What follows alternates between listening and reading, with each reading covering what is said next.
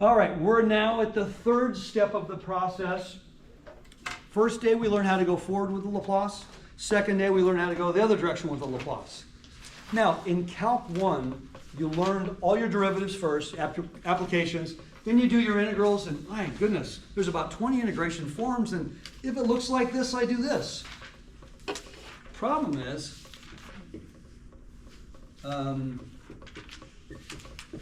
piece of cake.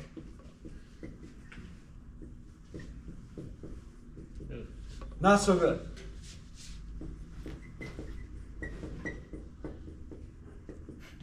Way better. Yeah. But there is no integration formula that exists that looks anything like this. I can't integrate that directly because I have a formula for this. So what did we do in Calc 1? Substitution. You did a U sub. Yep. You go, oh, okay, let's see if I put a 2 there and I put a 1/2 there. Now it's 1/2 sine U du. Oh, life is good. So the whole point of the U sub is it now looks exactly like one of the forms you know. If I did a U sub and it doesn't look like a form I know, I'm still at a dead end. So right now we have Laplace transforms, okay, very direct, and we have inverses that are very direct. But what if the question is asked and it doesn't look just like that? Okay, so I'm going to show you the analogy of the U sub. In other words, something that doesn't look exactly could look. You have a whole bunch of things, if it looks like this, do this. But in reality, it doesn't always look like that, does it? We have to sometimes mess with it. So we're going to do what's called a shift. And I have a couple different things we're going to do today. So let me do the first shift. I would like to do, in general, the Laplace transform of e to the at f of t. Okay? Now, I didn't put a k there because this is the guy that we're used to doing. This is the exponential, the sine, the cosine, the polynomial. I'm now multiplying this by an exponential function. So in addition to what it already was. So f of t could be its own exponential. I would like to do this. So what does this look like? Well, it's e to the negative, e to the negative st.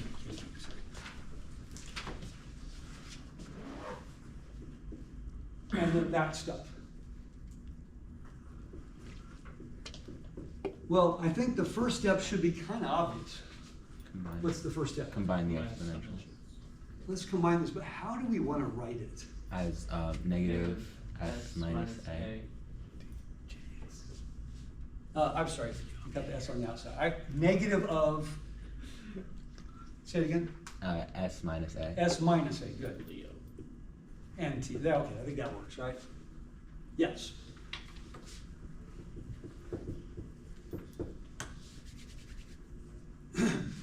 Okay, so I've got that much so far. As far as t is concerned, s is a constant, correct? Mm-hmm. So isn't s minus a also a constant? Yes. We're used to saying a multiple of s, but why can't it just be this? Oh. So all I'm doing here is I'm saying this is still going to be, let me remind you. Okay, this guy, this is a capital F of s.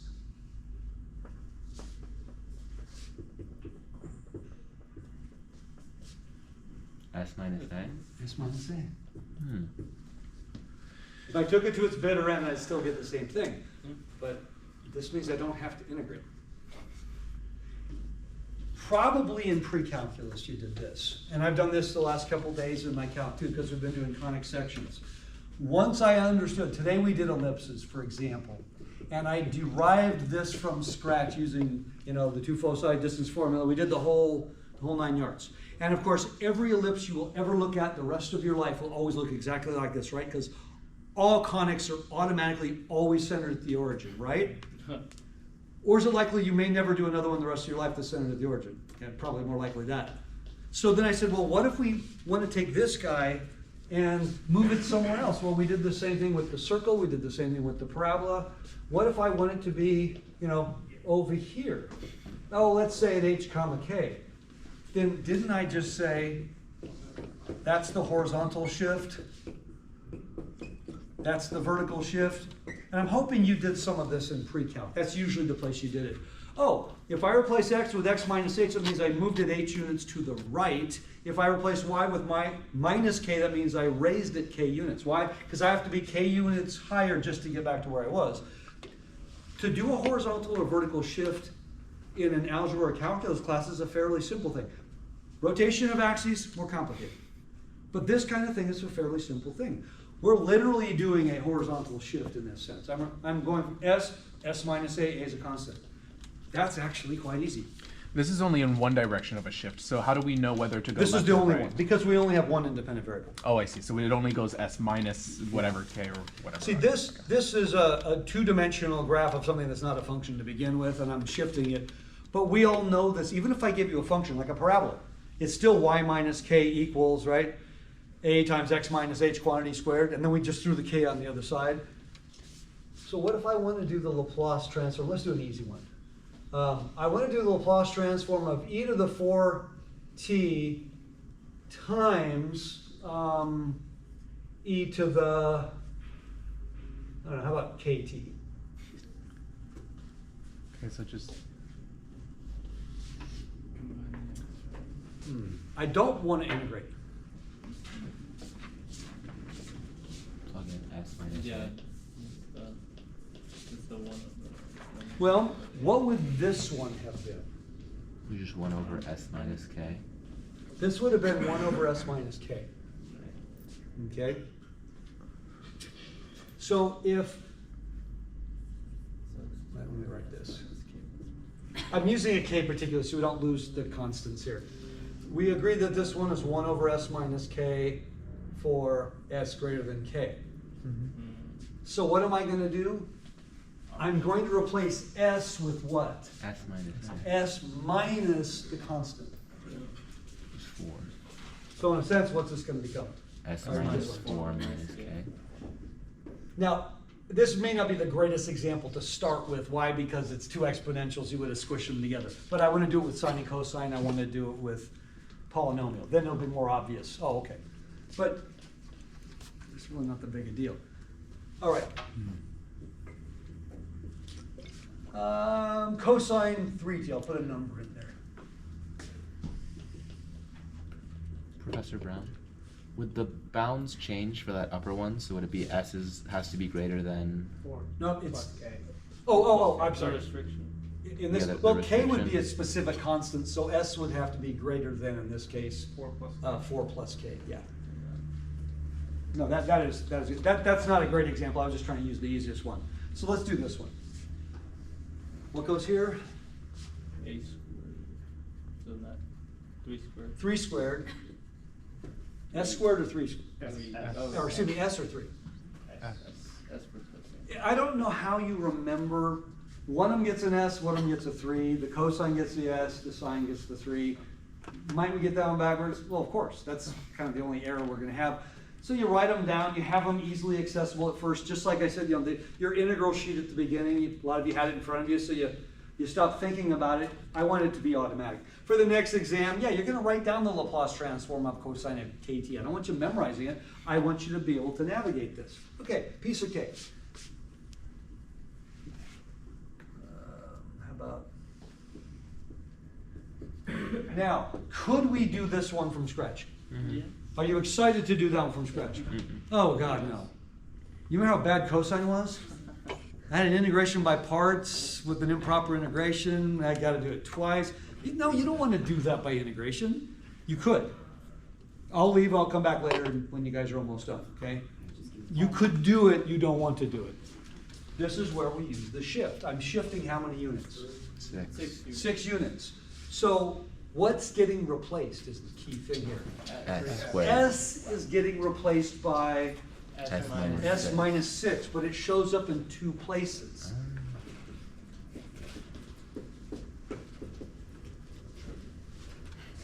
Everybody got it? Now, S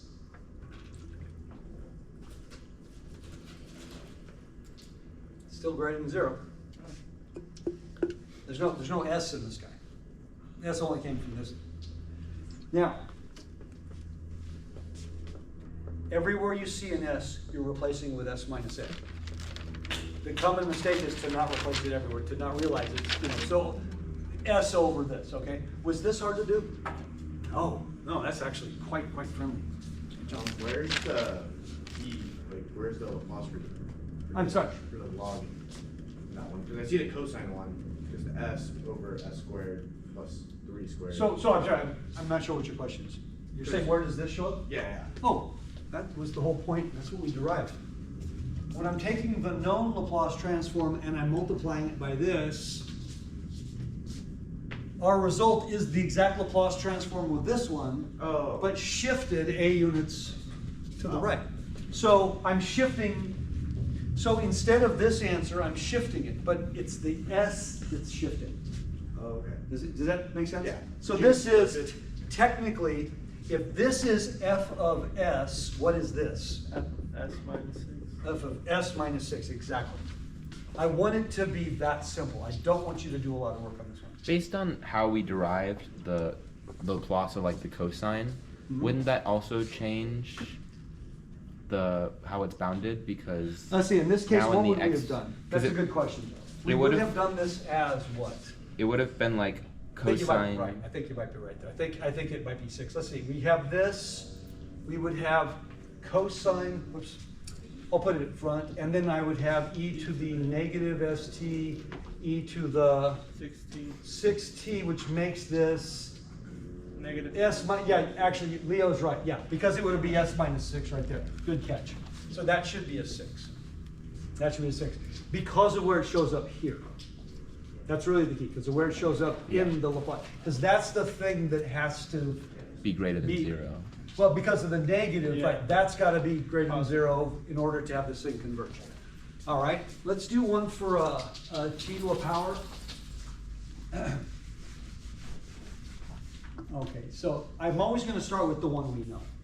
I wanna do, let's say, 4t to the 6th power. Good to throw coefficients on every now and then.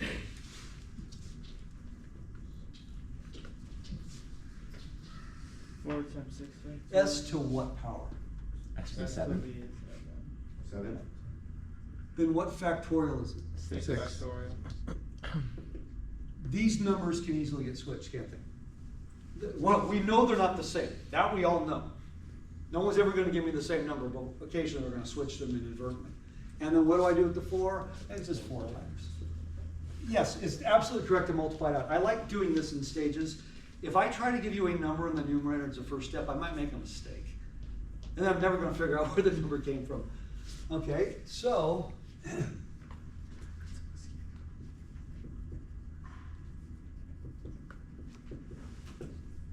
and by the way, this is greater than 0, right?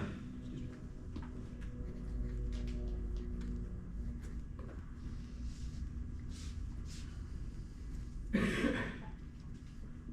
Is this still correct? Yes. What's going downstairs? S That's mine. 2 S minus negative 2. S plus actually. 2? Yeah. So which is it? S plus 2. S minus negative, so it'd be S plus 2, Or 7. 7th power. And my disclaimer, like you said before, S is greater than is But- that hard, what we just did. If you know the Laplace transform in general, which a lot of you actually do, you don't have to do that many problems. It's only 4 things we're doing over and over and over again. Sine and cosine, getting them swapped, that happens. The E, nobody gets that one wrong. This guy, getting the top and bottom numbers swapped. You do a few problems, you're gonna be right consistently. So now we're doing the shift, which is very, very common, very common. Is it? Okay, so the S is greater than whatever your A value is, but that's not always the case that Well, we no, found. it's because, like I said earlier, if I was writing the integral, I'm gonna have an e to the negative ks term and an e to the negative 2t, which is what? You get a negative K This would plus be- 2 I'm sorry, or S plus. negative st, sorry. Okay, so So I would have here what? negative S plus Negative- 2. It's on the Yeah, inside. right to it, right. negative of S s plus 2 2 t. t. And that's the guy that has to be positive. Which, okay, but that's after you distribute that negative. Okay, okay. That's why. That makes sense. But that is the right question to ask, because if there's a disclaimer and I don't put it in there, then what I've said technically is not true. It is true most of the time. That makes sense. I'd rather it be true all of the time. So to check, just do this really quickly and be like, Yeah, yeah. All right. So, are we ready to go in reverse? I'm hoping there's no question that I could come up with in this regard that would stump you. This is really I'm doing this first so we know where our answer's coming from. But could I go directly could I start with that? If I know the Laplace transform of this, then absolutely, I can start with that. It's not a bad idea, but for your own sake, to do that first and then do that, just so you make sure you got the right form, okay? But this is the answer. What do you think? So for the cosine, the Laplace of cosine 3t, there's no s disclaimer because it's always going to be. There is an S disclaimer. No, on Oh, the the one top. on top. The top, I was just thinking- Oh, this is S is greater than 0. Yeah. Okay. So No, this whatever one was you- S greater than 0, but now this is S. There's always a disclaimer, yeah. Yeah. I just wanted to make sure we got this part. I don't need you to do this first, but a lot of you would be well served, at least at first, doing this to make sure you got the right form, okay? Otherwise, you're doing a lot of steps in your head. So, what if?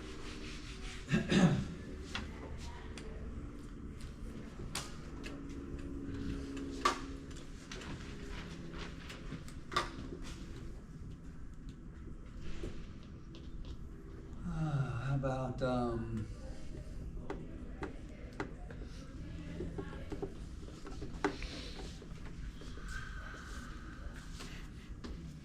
in Calc 2, we learned how to do integrations of what we call quadratic form, where our denominators tended to be sums of squares.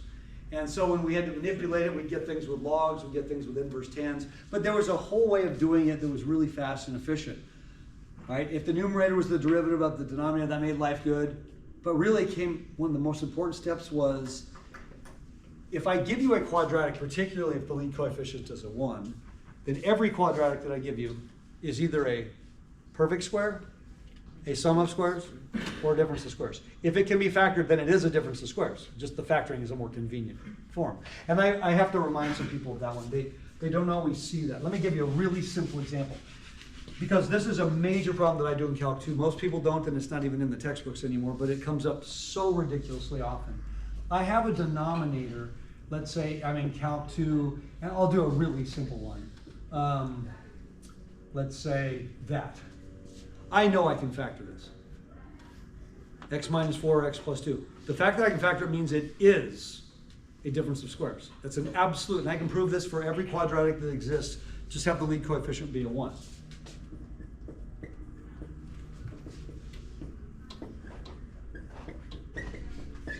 Anything you could have possibly factored is a difference of squares, period. Even if the factorization doesn't involve rational numbers, even if it involves ugly roots. Oh, okay, so that's a good thing. Now,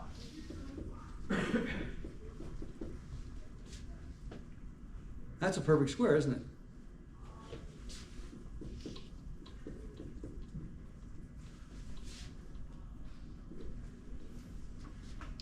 And the way you check it, by the way, is to actually use the discriminant. If your discriminant is positive, then it has 2 real roots, which means it can be factored, even if it's ugly. If your discriminant is 0, that means you have a perfect square, repeated root. And if your discriminant is positive, it means you have 2 complex roots, so it was a sum of squares. This would be x minus 1 squared plus 3. So I'm going to write it as plus 3 squared. In our brains, we sometimes think things have to be nice numbers. That's not a nice number, but it's still a sum of squares. Is this a sum of squares, a difference of square, or a perfect square? Sum of squares. Some squares. And the easiest way to tell is not to try to factor it, but to look at the discriminant. Do you remember the discriminant of a quadratic? I'll write it out. What's the discriminant? B squared minus 4ac. It's the b squared, not the square root. No. Because your discriminants can't be imaginary. So 4 squared minus 4 times 13, is that positive, negative, or 0? 4 squared minus 4 times 13. It's negative. So since my discriminant is negative, that means I only have complex roots, or simpler, it's a sum of squares. I don't even have to calculate it. I just need, is it positive or negative? So therefore, the bottom is what? S plus 2 all squared plus 9 or 3 squared. Or 3 squared. What would I be better off writing? 3 squared. 3 squared, because which one's going to show up in my answer probably? 3. More likely the 3 than, the 9's definitely not showing up. Now the 3 might not show up, or it might. Maybe it will. I'm going to write the 3 squared. Now, for this to be cosine, then my numerator has to be s plus 2 or a multiple of s plus 2. For this to be sine, my numerator has to be just 3 or a multiple of 3. It's neither. No, it's both.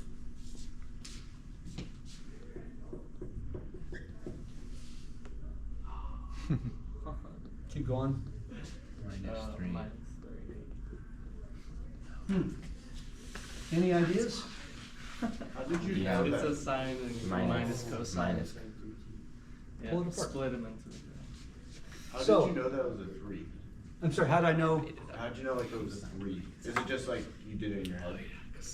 Yeah, because the next number would have been plus 4, Okay. and that was a 13. Okay. Yeah, put it, when your lead coefficient is a 1, you really can do any problem that comes. There's no numbers I could put in that would stump you. If the lead coefficient is not a 1, all bets are off, right? And that was always the rule. Oh, if the lead coefficient is not a 1, then just multiply top and bottom by its reciprocal, make it a 1. You cannot complete the square unless the lead coefficient's a 1. And by the way, I don't think you're going to run into any problems where you have a 2 here. But if you did, you just take half of top and bottom and then start from there. That's always okay. So yeah, basically I did it in my head because that just not that complicated. But if I have to write it out off to the side, I'm going to write it out. So now I'm going to split this up though. And how am I going to split it up? Cosine minus sine. Well, not yet, not yet. How about 2s plus 2 over s plus 2 squared plus 3 squared minus, I like that, 3 over s plus 2 squared plus 3 squared. Now, I don't like that 2. He's in the way. Bring it out. Make the sound, right? Why? Because it's a linear operator. Yeah. Can I now answer both of these with doing no more work? Yep. And that is our goal.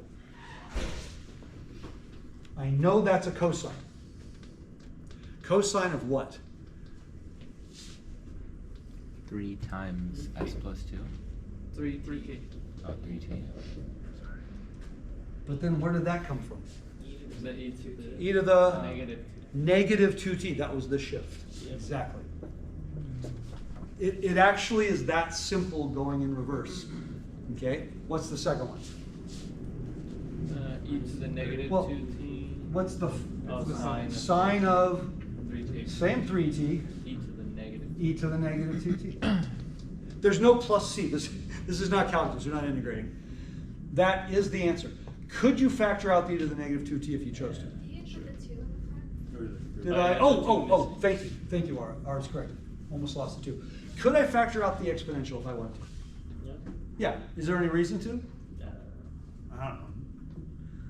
I guess if I had a whole bunch of terms, I might, but 6 of one, half dozen of the other. Yeah, you factor it out, don't factor it, doesn't matter. That's the answer. Okay? Little bit of work because I had to do something algebraically involved here, but it really wasn't that complicated. And the only ones where you're actually going to have to complete the square will be the sine and cosine, because those are the only ones that generally have that square in the bottom. Okay? So let's do one that more mimics this one.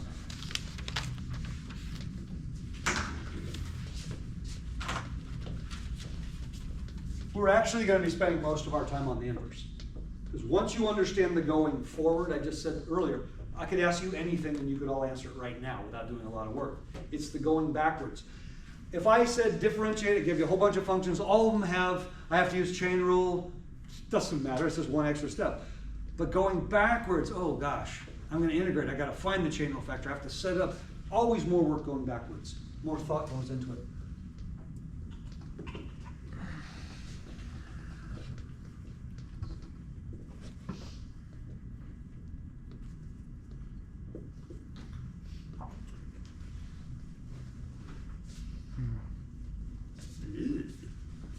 Well, if it was just s minus 3, then I'm thinking e to the 3t. But it's s minus 3 to a power. Probably a T. So I'm thinking it's a shift on s to the 7th power. Everybody got that? Okay, so what thing, what thing would look like this? T to the 6th. T to the 6th would look like this.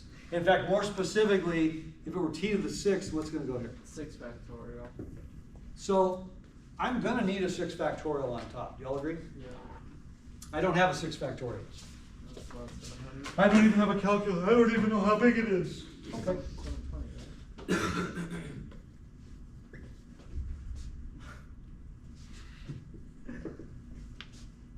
You sometimes make things unnecessarily difficult. I don't care if I know what that is. I put it in my calculator.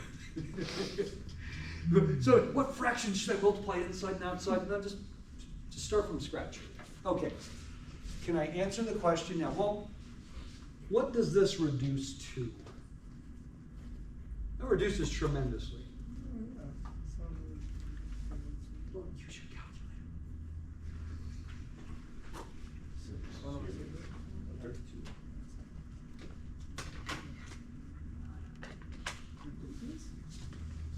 Two divided by 45. 2 divided by 45. We said it looks like this one, so t to the 6th? I'm leaving a little bit of space there. What is my shift? E to the 3t. E to the positive 3t. That's it. By the way, do not labor over the constant. Oh my goodness, you have a calculator for that. Get the right functions. Yes. So the e to the power, I'm just getting this, e to the power is the shift. The power is the shift. Okay. Yeah, if I shift it, it's because there was an e to a power. We shifted it 3 units to the right, so it's a 3. If that had been a plus, then see this as s minus negative 3, so that's why it would be then a negative on top. It's funny, if I put a positive number, no one has a trouble. If I put a negative, we all kind of, wig out. That's it. That's just not that bad, is it? Big thumb, I can do everything. I can fly. I'm a real one. Oh. Okay.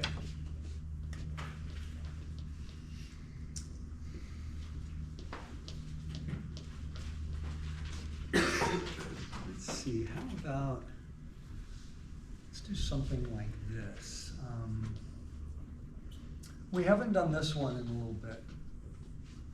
This is kind of going back to what we did last week, because I kind of want to integrate them, because I want you to look at a problem and have a plan of attack, okay?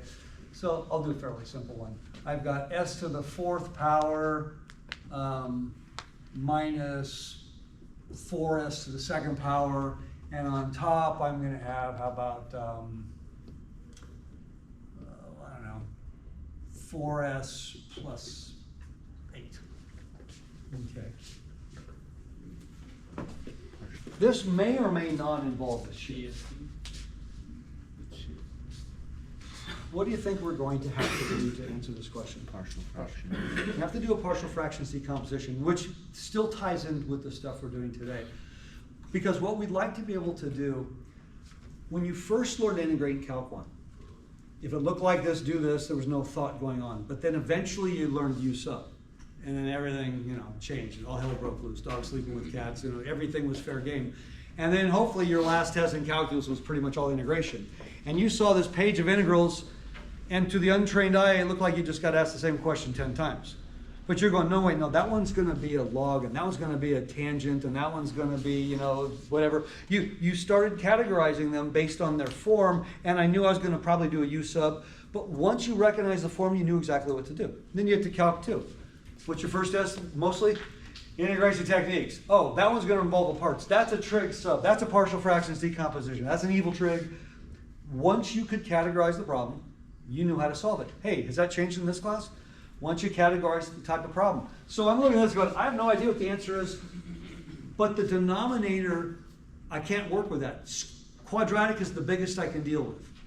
And that would be sines and cosines. Everything else has got to be linear factors. So the first thing I'm looking at is not partial fractions decomposition. The first thing I'm looking at is factoring it. This is s squared times s squared minus 4. Can I go further? Yes. S squared, s plus 2, s minus 2. Is this going to be horrible? Yeah. Probably not. This probably won't be bad at all. Wouldn't you want to leave it as the s squared minus 4, because that could be s squared minus 2 squared, which is cosine? No, that'd be plus. Oh. Right idea, John, right idea. If the bottom were s squared plus 4, I would absolutely leave it because that looks like a cosine or a sine, and it couldn't be factored anyway. Remember, when our factorizations, we have to have real roots. If we have complex roots, then it's an irreducible quadratic. If that was a plus 4, then I would definitely leave it. But because it's a minus 4, I'm going to have 3 linear factors. So let's do this off to the side. I have 4s plus 8 over s squared, s plus 2, s minus 2. And I'm going to claim, and how many terms am I going to get? 4. 4. A over s, b over s squared. Remember, you have to have every exponent down to 1. C over s plus 2, d over s minus 2. I do have a repeated root, but it's only repeated once. So that's not bad. And because everything's a linear factor, if I use the technique that we reviewed last day, I'm not taking credit for that technique. I probably didn't even show it to most of you. Most of you did it that way. When we clear out, we're not going to equate coefficients. We're going to choose values of x to substitute in to easily pick up a, b, c, d. Oh, did I miss something, or why didn't we factor out s plus 2? Do we need to? Did I keep them lose? together? You can take 4 out and have x plus 2. And then I'm sorry, get that. you lost me. Yeah, we Oh, could you know what? reduce the- My bad. 10. No, Patrick, you are absolutely correct. You're absolutely correct. If I would have factored and canceled. Yeah, sorry, let's, can't make it that easy on you, come on. So I didn't want it to be factored and canceled, that was my On bad. the s squared one, wouldn't we have a b s plus c? No, because s is a linear factor. You only do that on the irreducible quadratics. So if it were s squared plus 5, then I would have the linear numerator. You have a factor of s that's repeated. That's not a quadratic. So we still have the constant numerators. By the way, Mateo's asking the question, would it have been wrong to do this? No, but I would have found the b was 0. And here's why. What if that's like to the 5th power? Here's the problem. Then I have an a over s to the 5th, a b over s to the 4th, and so on. Or do I write as to the 4th, bs to the 3rd, and that would start looking really unfamiliar, wouldn't it? I never did anything above that. Why? Because that's a linear factor that's repeated. A linear factor repeated is still a linear factor. So it still only gets a constant numerator. An irreducible quadratic, s squared plus something, that gets the linear one. And those rules apply forever and ever and ever. Otherwise, you'd have a 4th degree numerator here, a 3rd degree numerator here, and so on. You realize how much longer? As a system of equations, we could quickly make that, 100 by 100 matrix. You've run out of alphabet letters. Yeah, you start using, a sub 1, a sub 2. So, when I put everything over a common denominator and then equate numerators, this will be as s plus 2, s minus 2, plus b, s plus 2, s minus 2, plus c, s squared, s minus 2, plus d, s squared, s plus 2. I think I got that all. Does that look right? Say b s squared. Oh, wait, no, it should just be, because it already has an s. Does that look correct? Yes. Yes. If I put it all over a common denominator, right now it would be this denominator, and now we're equating numerators. So, we're going to choose, how about s equals 0 This equals to two. -2, at least to start the problem. If s is 0, then I got 0, 0, 0. Beautiful. So I have 10 equals what? B times, What's Negative left? 4. Negative, Or negative B. 4B. negative 4b. And that means that b is negative 10/4 or b is negative 5/2. I like that. Okay. If s is 2, then I get 0, 0, 0. Very nice. And on the left side, I'd have 18. And 18 equals what? 2 squared times 4, So it's 16d. So d equals 18 over 16 or 9 over 8. I'm alternating so it's easier to see. If s is negative 2, then I have 0, 0, 0. I'm liking this. And I'd have negative 8 plus 10, so that's just 2. negative 6. And 2 equals 16c? Is that right? Negative. Because it's 4, 2, negative 4, so that's negative 16, right? So you have negative, oh, so what do you have? Negative 4 times 4, Yes. negative 16c, good catch. So that means that c equals negative 1/8. There's no more numbers I can choose that'll make something go away, so what's a good choice? How about 1? Yeah, I'd go with 1. Small, positive, but most importantly, we haven't used it so far. So if s is 1, 14, s is 1, go slow. 3 times negative 1, so it's negative 3 times 1, so negative 3a. S is 1. So 3 times negative 1, that's negative 3 times b, which we have. Don't put b, put what b equals. S equals 1. So I have negative 1 times c. Negative. So minus c, Which is 1. so plus 1/8. And finally, s equals 1, 1 times 3 times d, so 3d.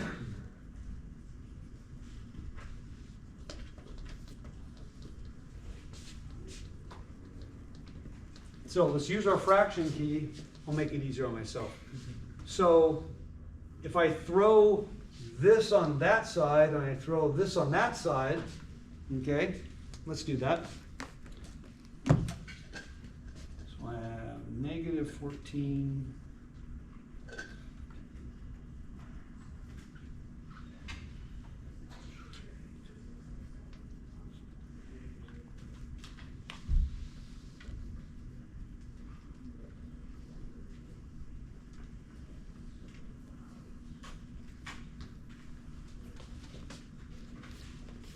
Huh.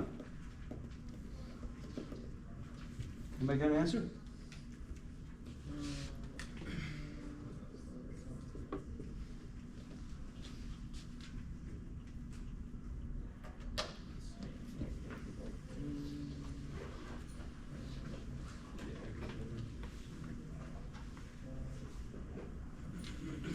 I got negative 1.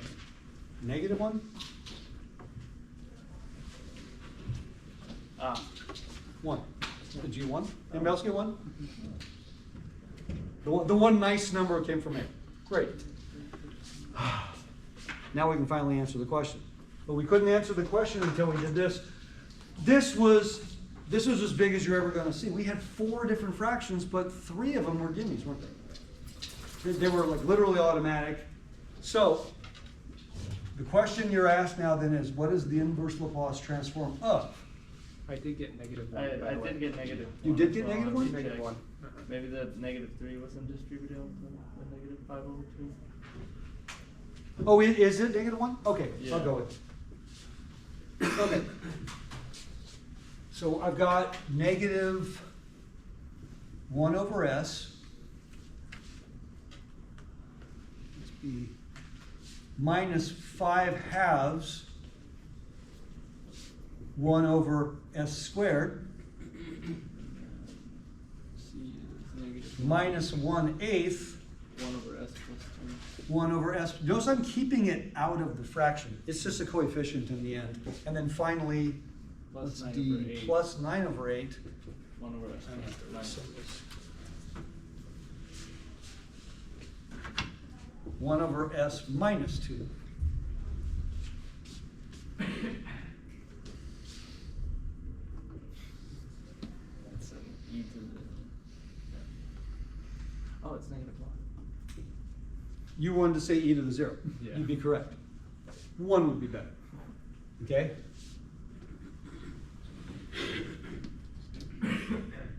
I'll do my part. Ooh, it's a t to the n. So it's t, just t. 2 factorial divided by s over 3, or s cubed. No, it's just. Well, we're undoing the s. It's just t, right? What's the Laplace transform of t? It's 1 over s squared. It's 1 over s squared. So what's the inverse Laplace transform of 1 over s squared? T. Yeah, you guys are all, you're killing it. It's just t. And then if I divide by it and then multiply it by pi, yeah, it's just t. Now,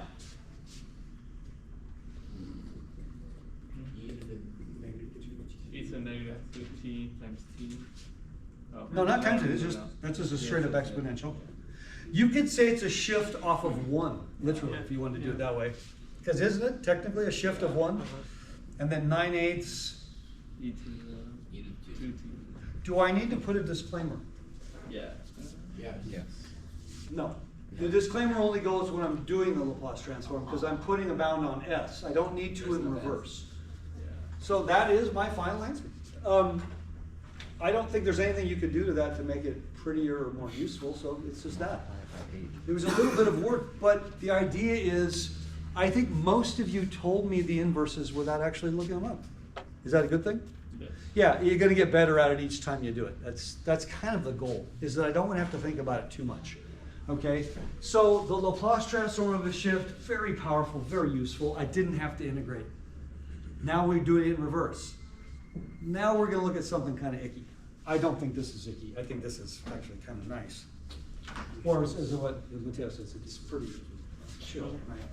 Okay. I feel a cold breeze in the room. Now we want to talk about something called the unit function. Okay.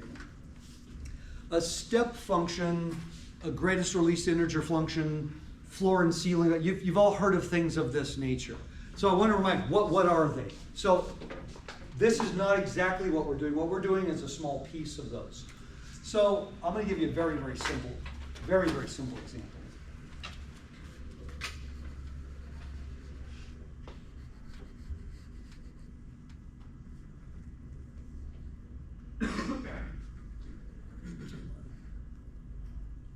This goes forever and ever and ever. It actually, it doesn't matter what I have here.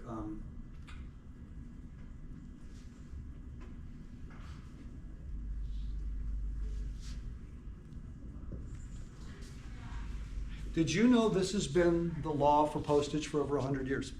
Postage is a step function. How many stamps do you have to put on your envelope?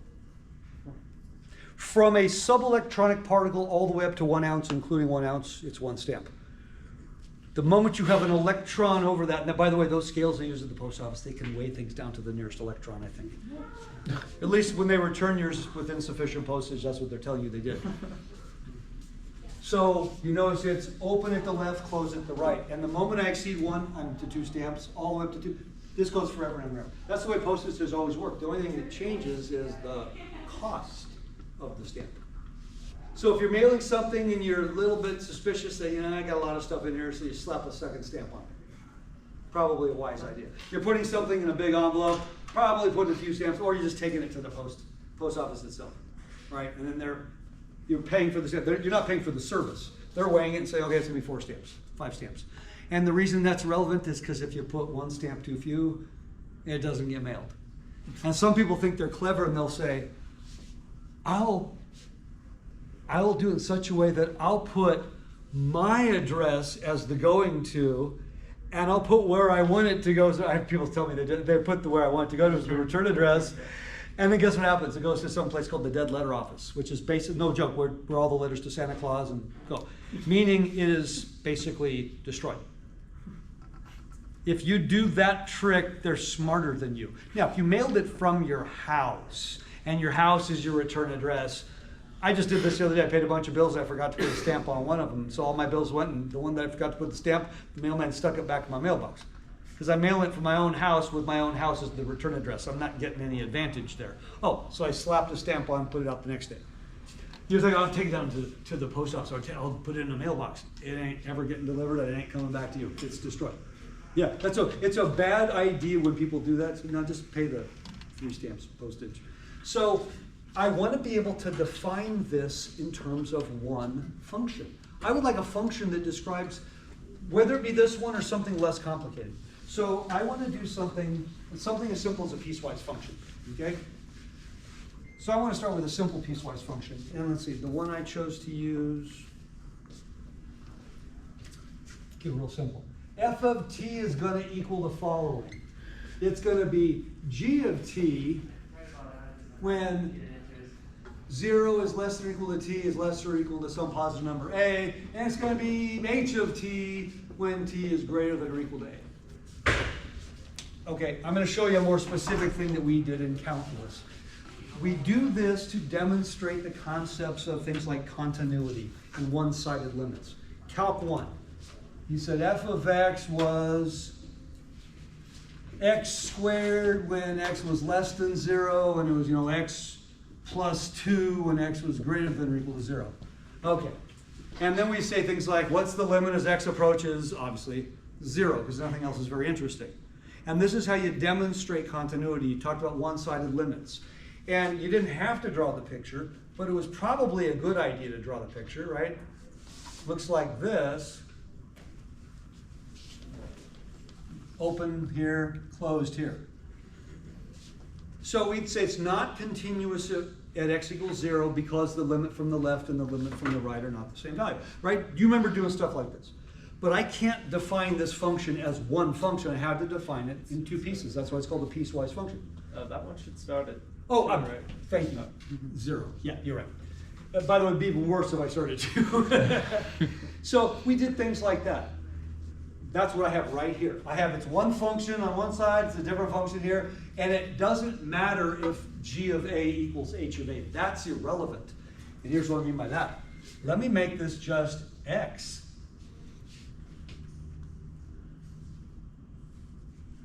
Now it is continuous, isn't it? But is it differentiable at the origin? No. No, it's not. So I still have issues at the origin. Or, better yet, my favorite. It's not that one. That one. The limit exists, but it's not continuous because the functional value doesn't exist. I have a removable discontinuity. I do all of these in a Calc 1 to demonstrate these concepts, but we don't do the calculus of that ever. Right? It's too hard to work with. I can't write it as one function. But in what we're doing, it actually is very relevant to have piecewise functions as long as there's no gap. The gap would be a problem. I can't have a gap. I need it to be continuous in the sense of it's defined everywhere. Continuous on the domain, not necessarily the function itself. And so we're going to define something called the unit function. This is where step functions come from. And we say big U. Sorry, I keep thinking I'm grabbing a blue pen, and I'm not that good with color, but I know that ain't blue. Okay. U of t. It's one of 2 things. It's 0 when 0 is less than t is less than a. Okay. Hold on, see which one. Oh, I'm sorry. Sorry, not t. T minus a. Sorry. I left something out. And it's 1 when t is greater than or equal to a. Think of this as an on-off switch, literally. The switch is off if this value is negative, the switch is off. It's 0. If I thought about it, it could be like a maze or any type of electronic, right? I've opened up and I close the circuit. I open up, I close it. It could be water flowing through. It's off when this quantity here is negative. Okay? So if I'm between 0 and a, this produces a 0. But once I hit a, it's going to be 1 forevermore. So the only values the unit function can produce is 0 and 1. Okay, you with me so far? It's pretty simple, but it allows us to define things that would not be easily defined. So if I was defining this guy as one continuous statement, you like this, I've written it to make sure I didn't mess it up. This is equal to g of t minus g of t times the unit function of t minus a plus h of t times the unit function of t minus a. I've just written this piecewise function as one continuous function. Let's see if we can interpret this. So let's start simple. T is either going to be smaller than a or it's going to be a or more. And we usually put the inequality on the one that's 1, not on the equal sign goes on this one, not on this one generally. So I'm between 0 and 1. I am between 0 and a. If I'm between 0 and a, shouldn't I be g of t?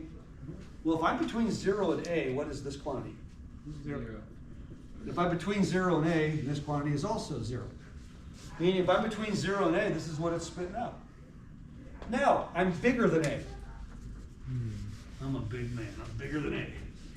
If I'm bigger than a, then what's this? Well, I'm sorry. What's this? 1. So therefore, what's this? 0.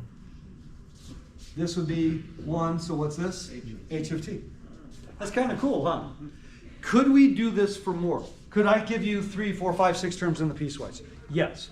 This starts getting really busy really fast. Don't worry about that. If you can do 2, you could do more than 2. You're just not going to need to. So the unit function is a way of opening and closing circuits literally, but it also allows me any piecewise function I can then define as one continuous function, which means I probably can take the Laplace transform of this as long as the g and h are what? Of exponential order. They still have to be legal functions. Everything I said is true, even if even if g and t are not well behaved. Everything I said is still true. It's just that that won't be very worthwhile if I can't do Laplace transfers of them. So we're only going to work with exponential order things. Now I want to do the Laplace transform. This is crazy. This one is really cool though. If you're reading the textbook, I would hope that you could follow it, but it is a little bit tricky, and the author takes some liberties with some of the substitution that I'm not a big fan of. He's doing all sorts of change of variables and different things that are not illegal, but I think will completely lose you in the process. You'll be saying, okay, I have this result, but I couldn't for the life of me tell you, from here to here what went on. So here's what I want to do.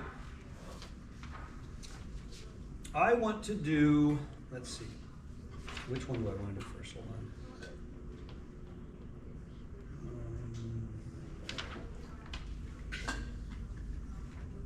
I want to do the Laplace transform of f of t minus a, unit function t minus a. This is one thing these need to be the same. And I'll explain what you do if they're not the same. It's actually a little bit of algebra, but it's not difficult algebra. These really have to be the same because I have to have the same argument, as you're going to see in a moment when we do the Laplace transform. So what will this look like? Well,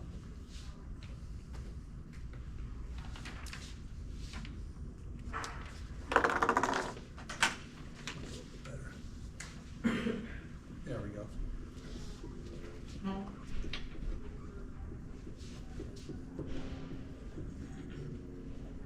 Okay.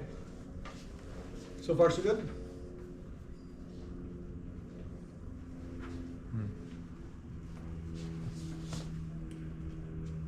But because I have a unit function, I'm really not going 0 to infinity. What am I really doing? 0 to a. And A to infinity. a to infinity. Did you guys just have a question like that on your quiz you turned in? Yes. I was doing a version of this without telling you. although it was really happy functions, right? One of them was t and one of them was T and 1. one. Yeah. So first thing is, this is really 0 to a.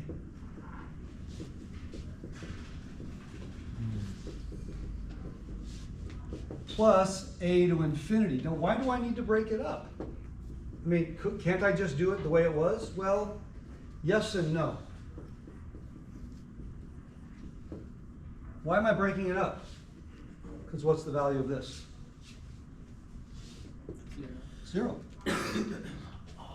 I'm 0 to a.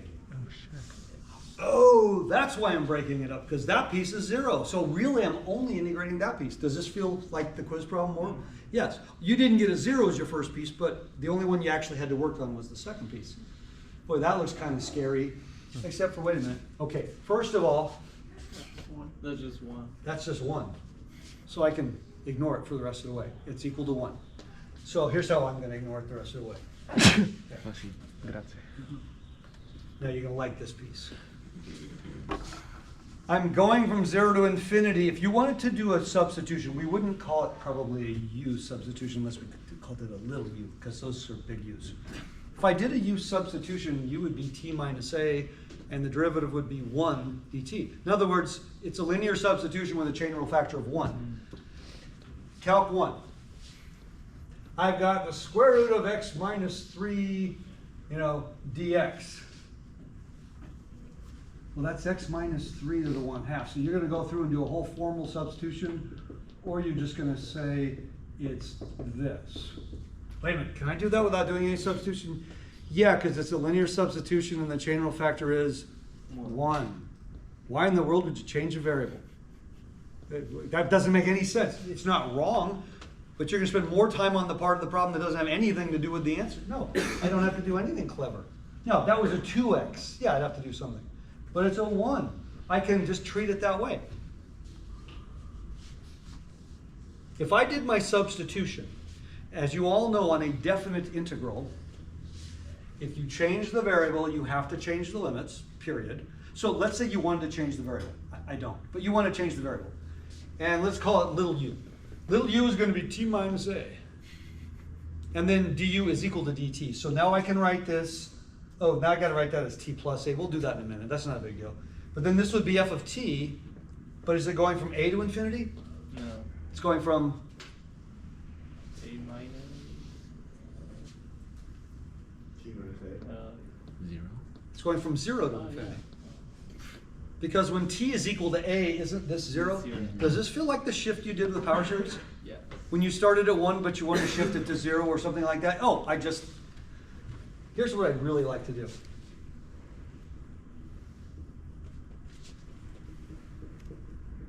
Is that true? When t is a, that's 0. Yeah. When t is a, yes, this is absolutely true. E to the negative s minus. Yeah. St minus a. Or st Right plus a now, plus when a. t is a, I have an a here. So When t is 0, I still need to have an T a plus here. a. Plus a. So t plus a. Everybody catch that? Did I just do the same thing we did with the power series? Did I just do a shift? Yeah. Could I have done this by changing the variable, doing all this, and then rewriting it? This is what the author does. I was looking at it saying, man, I understand this, and that confused me. It's too much on something, this low level. So again, stare at this, make sure it makes sense to you. When t is equal to a, that's e to the negative sa. So when t is equal to 0, that's still e to the negative sa. Okay, when t is equal to a, this is f of 0. When t is equal to 0, this is f of 0. Okay, I have the exact same thing. Wait a minute, don't I have to worry about other things? No, we did a linear substitution with a chain rule factor of 1. So we literally slid it a units, and therefore we just adjusted our starting point. This is really the key, is that guy right there. So look what I have there. Does this look vaguely familiar to you? Yeah. What does this look like? Well, it kind of, but there's too much going on there to be a shift. Oh, but wait a minute, t is the only variable. T is the only variable. Off to the side.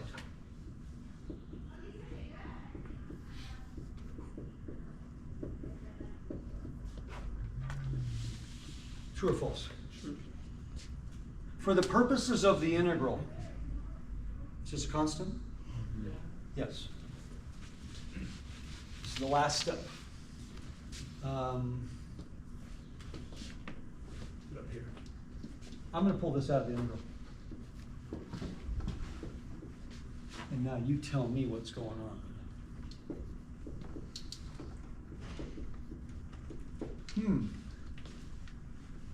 What does that look like to you? That's just the definition of the Laplace. That kind of looks like the Laplace transform, doesn't it? Doesn't this look like e to the negative as times big F of s? Or e to the negative as times just simply the original Laplace transform. You all see that? Wow. So I did this problem using a unit function, and in the end it was the same as if I just integrated or just did a regular Laplace transform with this extra piece. The a, by the way, you're usually going to have a value. Okay, that's really not a thing. That's kind of crazy, huh? This is one of the more, it's not complicated, but it's less obvious, the path that we took to get there. But it turns out to be a very powerful thing. So I want to do, in the remaining time, we have time, I want to do a couple of examples. I want to do a Laplace going forward and an inverse Laplace going backwards, involving unit functions. The author does a nice job of explaining it in the textbook, but there are so many things in this section that you're being thrown at one time. There's literally 5 or 6 different concepts. We're not doing all of them because some of them are too obscure. They're just not that critical. This one I deem kind of important, but he sort of rolls right into this one to the next concept with like one example. And so when you're doing it, sometimes it's hard to distinguish that, oh, this problem are not the same thing, because there's really no separation. Has anyone found that when they're reading the text? You sometimes go from one example to the next and now realize they're 2 completely different types of problems, and you go, but I'm trying to use the previous technique and it's not working because it's a completely different problem, but it was just the next example. The author's great about putting lots of examples. Sometimes it's not always absolutely clear that you've moved on to a different concept entirely, and there can lie a little bit of trouble. So let me start with something really simple. My f of t is going to equal 4 plus 6 times the unit function of t minus 4 minus 8 times the unit function of t minus 2. Nothing complicated here. So that means this value here is either going to be negative 8 times 0 or negative 8 times 1. This one's going to be either 6 times 0 or 6 times 1, and this is always 4. So this is just going to take on a few different constants. If I were to graph this, this would look like a step function. But I want the Laplace transform of this, which is way more complicated than the step function.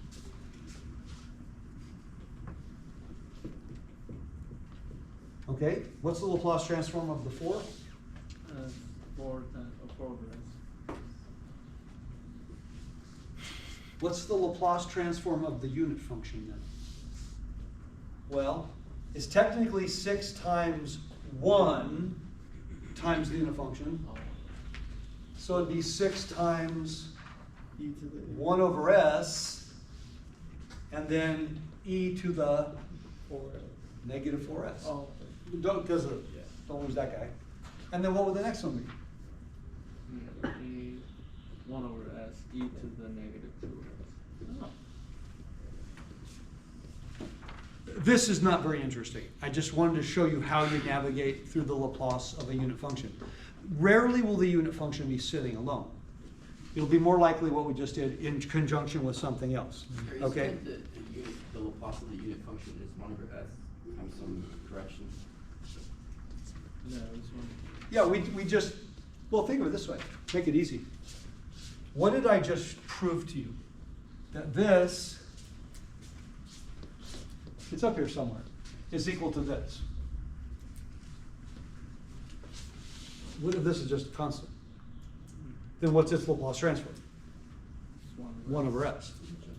So what would you get here? This times the 1 over s. Does that make sense?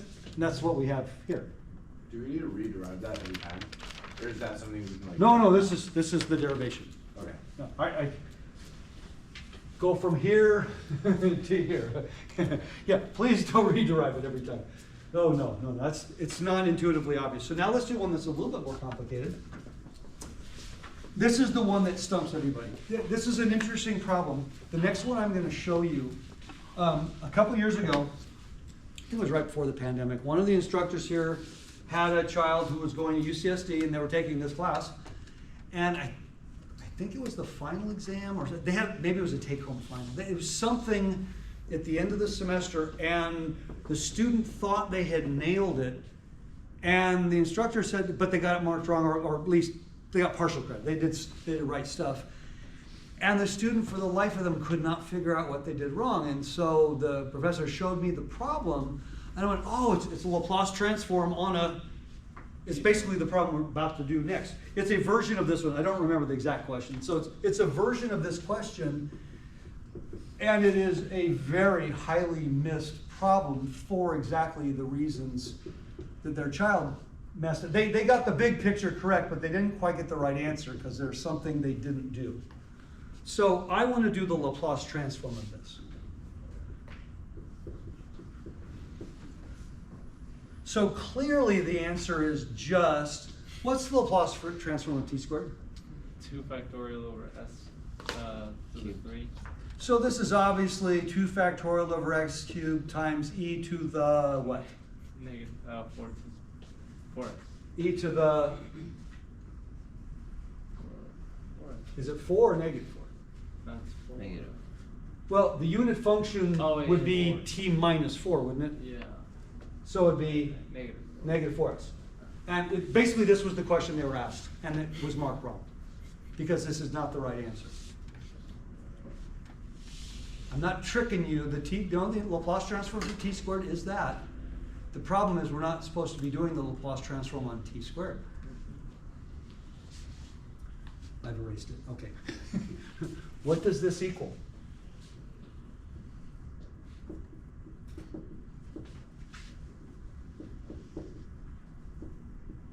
Correct? Yeah. That's not t minus a. That's f of t. That's not f of t minus a. Oh, okay. In this case, what's my a? 0. No, 4. 4. Because that's where your unit function starts. And here's the error. And when I pointed this out to the professor, I went, "Oh my God, I didn't even realize that." They'd probably had this class, I don't know, 100, 200 years ago, like a lot of people. I need to write t squared in terms of t minus a. Or in terms of t minus 4. Because otherwise I can't use this formula. Why? Because this, if I were to write this as a unit function, isn't this equal to, isn't this 0? Isn't this t squared times t minus 4? Isn't that what it is? So if I'm less than 4, I am 0. If I'm 4 or more, I am t squared. So these two are in fact equal. But this isn't f of t minus 4. I have to convert it. And I gave you guys a hint the other day when we did the partial fractions decomposition. Remember, and I had large exponents on the bottom? Do you guys remember the trick we did? It's the last 3. What letter are we using? Call it z. Okay. Then what is t equal? Z plus 4. So what's t squared then? Z squared plus 8. Z plus 16. So what does t squared equal? Well, if z is t minus 4, then won't this be t minus 4 squared plus 8 times t minus 4 plus 16? See what we just did? We just wrote t squared in terms of t minus 4. What I did here, you never have to do this substitution. I'm the laziest person you'll ever meet mathematically. I always do the substitution, because otherwise I got to figure out all the coefficients in my head. It wasn't hard for a square. What if this was 3rd, 4th, 5th, 6th power? Yeah, it's big yikes. So, by the way, you think you did it right, you're not sure, maybe you messed up. Oh gosh, how do I know if I did it right? That's 1 squared. Multiply it out. If you're not sure if you did it right, just go like this.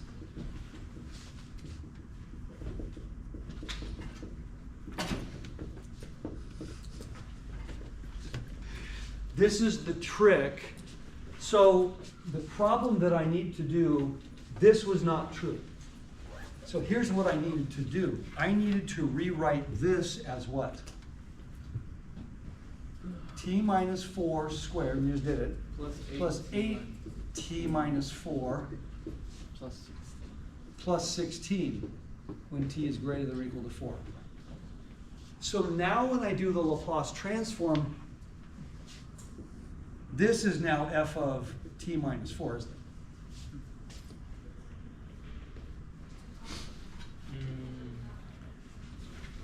Now, I don't know that it's apparently obvious what I'm supposed to do next, but let's do this. So now when I do the Laplace transform of f of t, f of t minus 4, u t minus 4, we said the answer we're supposed to get is simply the Laplace transform of f of t with the additional term of e to, in this case, it would be what? E to the negative 4s, because we're specifically using the 4. So why did we need a shift if we're only taking the Laplace of the original function f of t anyway, and you're just adding that extra e Because to the it's negative the as unit term? function. Remember what I said before? Think of the unit function as a unit function of t minus a. Okay. Then the function in front has to be not f of t, it has to be f of t minus a. So it's because of that hidden unit function that we have to shift it in order to do this problem. Yes. Okay, okay. So I'm now looking at this, but the beautiful thing is because of the unit function and the shift, I'm really thinking of this as now just f of t. But that means I'm doing the Laplace transform of t squared, 8t, and 16. 3 terms, not 1 term. Did everybody catch that?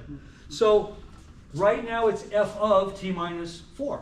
Oh, okay. So if I now think of this as f of t, that makes it easy. But it's the Laplace transform of t squared, which was what?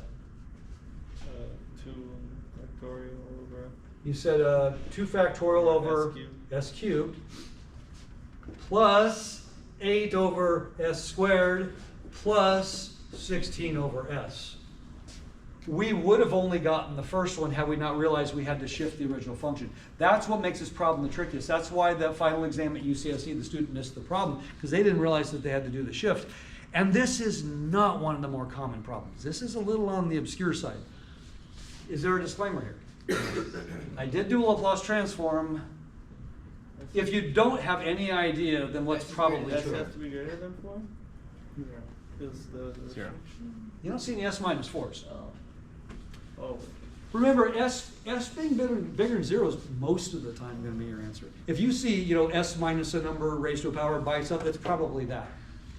So the a value in the e to the negative 4s term does not contribute to the restriction. I thought that's what we.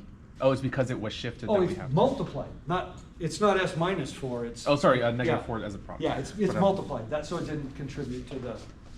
You're talking about this number right here. Right, because I'm thinking Yeah. of like when we do. If this the, was if this was s minus a number, yeah, that's where it would show. How do we know to do this transformation? Okay, let's go back to the beginning. Because back to the beginning, the question was not asked using a unit function. I said this question is equivalent to this. Now, the problem that you just turned in today, it's not exactly the same thing, but I could have used a unit function, right? Because it didn't start at 0, it started at t. But I could have still used the unit function. It would have been overkill. But this function, it was 0 for a little while, and then it was this. That's why, I'm just going to use the unit function on here. Now I can do the Laplace transform. If I don't do this, what we just did, could you still do this problem? Yes. And you would write, this is the integral from 4 to infinity of t squared times e to the negative st. You'd use your integration by parts twice on the improper integral.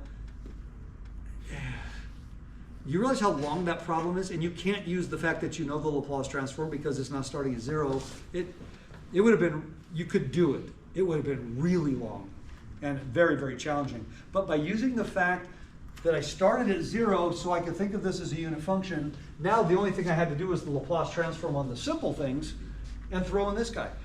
But before I could do the Laplace transforms on the simple things, I had to restate this as a function of t minus 4, as opposed, I can't just replace t squared with t minus 4 squared. No, I had to replace it with all of this because this is equal to t.